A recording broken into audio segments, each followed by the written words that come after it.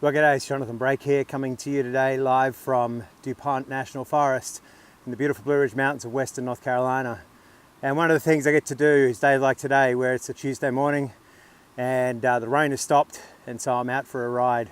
And I really love being out here. It's just a great place to refresh and revive and to get some exercise while I'm at it.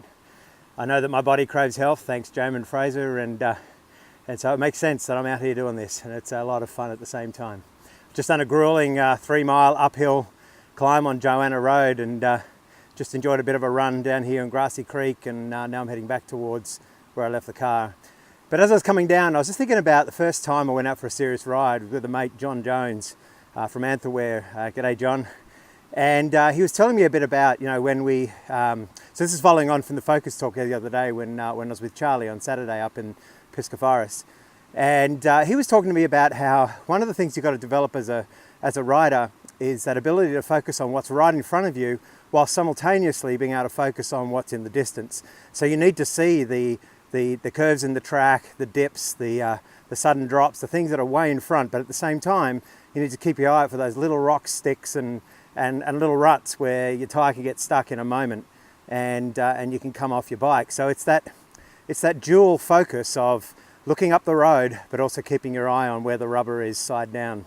And so I think that's a really great analogy too when we think about our businesses, and think about our lives. We've got to be focusing on what's way out in front, and we've got to see where that big picture is and know what our vision, what our calling, what our why, what our purpose is, whilst at the same time keeping our focus where the rubber's side down, where we're at the coalface, where we're meeting people every day, where we're engaging our families, where we're engaging in clients, where we're doing work, where we're going about our day to day. And it's just so important that we focus on both, that we have a plan for both, that we have a strategy that we're working towards, that we have a why that keeps us moving even when it gets tough, that motivates us when we don't feel like doing things, that says this makes sense rather than I have to do this. And so that focus becomes really important, and it becomes important so that we can see up the road and where we're at. There's nothing worse than having a great vision and then just tripping on your feet because you mightn't have enough cash flow, or you might have overstretched, or you might have hit a hole or not seen a market trend, or maybe it's something in your marriage that you're not looking at closely, like being with your kids or connecting with your wife or your husband and doing that on a day-to-day basis. Whatever it is, we've got to keep that day-to-day in focus, but the up the road becomes really important. So we've got to keep that up the road focus, but we've also got to look at the rubber side down. So if we're just looking at the rubber side down, well, where are we headed?